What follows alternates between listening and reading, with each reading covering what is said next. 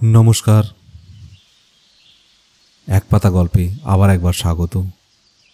আজকে শুনবেন বুদ্ধদেব গুহর লেখা আইনানুগ। 60-এর দশকের মাঝামাঝি সময়ের কথা। ভারতের সব রাজ্যেই শিকারের পারমিট দিত বন বিভাগ। যে ব্লকের পারমিট সেই ব্লকের বন বাংলাতেই থাকা হতো। আইন করে সারা দেশে শিকার বন্ধ করে দেওয়া হলো 1972 থেকে। সেবারে উড়িষ্যার অঙ্গুল ফরেস্ট ডিভিশনের টুকা বাংলোতে কটক থেকে গিয়ে পৌঁছেছি একটি ট্রাক এবং দুটি জিপ করে, সঙ্গে বাবার মারাঠি বন্ধু নাগবেকার সাহেব, জ্যোতি বসুর বড় দাদা ডক্টর কিরণ বসু, যিনি জলপাইগুড়িতে বয়কত রাজার একমাত্র মেয়ে রাজকুমারী প্রতিভা দেবীকে বিয়ে করেছিলেন, ডুয়ার্সের শামচিং চা, বাগানের ম্যানেজার কাস্টম্যান Ronald Ross Mackenzie, Durgaprasad Roy, কলকাতার ইস্ট ইন্ডিয়া পার্সের প্রশান্ত বিশ্বাস, কটকের নরেন্দ্রনাথ সুরের বড় ছেলে প্রভাত কুমার সুর ইত্যাদিরা আছেন। আমরা সুরবাবুদেরই অতিথি। সঙ্গে রান্নার লোক এবং সাহায্যকারীরাও গেছে ছোট ট্রাকে। নানাবিধ খাদ্যদ্রব্য তো আছেই। সুন্দরবনে যাদের লাঞ্চ সার্ভিস ছিল এবং মোটরবোট বানানোর কারখানা ছিল, সেই ক্লেব্যাক কোম্পানির অংশীদার ঋষিকেশ বাগচিও গেছেন, এবং আমার বহুদিনের শিকারী সঙ্গী ওড়িশার চাঁদুবাবু ইত্যাদি। পারমিটে আছে একটি বড় বাঘ, দুটি ভাল্লুক, একটি বাইসন, একটি লেপার্ড, সম্বর, স্পটেড ডিয়ার, শুয়োর যত খুশি, এবং একটি মাউস ডিয়ার। সেই সময়ে টিকিয়াপাড়াতে বন বিভাগে ব্যাম্বু সিম্পোজিয়াম হচ্ছিল। বন বিভাগ থেকে সুরবাবুদের কাছ থেকে একটি জিপ চাওয়া হয়েছিল এবং বন বিভাগেরও অনেক কাজ করতেন, কিন্তু তাদের অতিথিদের সংখ্যার অধিক্য হওয়াতে প্রভাতবাবু আর বন বিভাগকে জিপ দিয়ে উঠতে পারেনি। সেই কারণে তারা সুরবাবুদের উপরে খুবই রেগেছিলেন, তা পরে জেনেছিলাম। আমরা গিয়ে পৌঁছবার পরদিনই ভোরবেলাতে হাঁকোয়াতে একটি প্রকাণ্ড সিজল সম্বর শিকার করি আমি।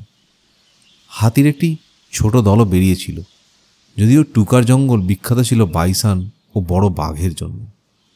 হাতি মারার পারমিট ছিল না আমাদের। তাছাড়া বাবা হাতি মারা একেবারেই পছন্দ করেন না। বলতেন রোগ হয়ে গেলে অন্য কথা, নইলে হাতি মারার চেয়ে পাখি মারা অনেক কঠিন। বাংলোর কাছেই হাঁকা হয়েছিল। আমরা তবু জিপ নিয়ে গিয়েছিলাম। জিপে করে বাংলোতে পৌঁছবার কিছুক্ষণের মধ্যে হাঁকাওয়ালারা সম্বর নিয়ে এসে ফরেস্ট গার্ডের কোয়ার্টারের সামনে জমিতে সম্বরের চামড়া ছাড়িয়ে কাটাকুটিতে লেগে গেল। সকলেই খুব খুশি। অত বড় সম্বর! ওরা এতই গরিব যে মাংস খেতে পায় না, সেই জন্যই ওরা মাংসকে বলে শিকার। সকলেই মাংসর ভাগ পাবে। হরিণ সম্বরের মাংসর ইংরেজি নাম ভেনিসান। আমরা দেরি করে ব্রেকফাস্ট করেছি। বাবা এবং তার বন্ধুরা বাংলোর সামনে একটি মস্ত বড় কালো পাথরের উপর বসে তেল মাখছেন। এমন সময় একটি ট্রাকে করে দুজন রেঞ্জার এসে প্রভাতদার খোঁজ করলেন। প্রভাতদা তখন অন্য জিপটি নিয়ে তার কাঠ কাটা মুহুরিদের নিয়ে জঙ্গলে গিয়েছিল। সে কথা শুনে তারা ভীষণ চটে গেলেন। বললেন আমাদের জিপ না দিয়ে উনি জঙ্গলে ইন্সপেক্ট করতে গেছেন। তারপরে ওরা বললেন এই শিকার তো রাতের বেলা করা হয়েছে, আমরা একে কনফিসকেট করব। বাবা ভয়ানক রেগে গেলেন। বললেন সকলের হাঁকাতে শিকার হয়েছে, আপনারা ইয়ার্কি পেয়েছেন?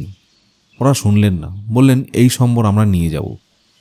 বাবা বললেন এতে হাত দিয়েই দেখুন না, আমি গুলি করব আপনাদের। ওরা বললেন ইউনিফর্ম অফিসারদের গুলি করার হুমকি দিচ্ছেন, আপনাকে অ্যারেস্ট করব। তারপর ওদের ভালো করে খাইয়ে দাইয়ে তুষ্ট করে ফেরত পাঠানো হলো। ওরা গজগজ করতে করতে ফিরে গেলেন টিকিয়া পাড়াতে। সন্ধ্যাবেলা আমরা সম্বরের কাবাব দিয়ে রুটি খাচ্ছি। এমন সময় অঙ্গলের ডিএফও এবং দুইজন আইএফএস অ্যাসিস্ট্যান্ট কনসারভেটর সকলে দুজন রেঞ্জারকে সঙ্গে করে জিপে নিয়ে চলে এলেন। আমরা সম্বরের কাবাব এবং আগুন থেকে নিয়ে আসা পোড়া পিঠে দিয়ে আপ্যায়ন করলাম ওদের।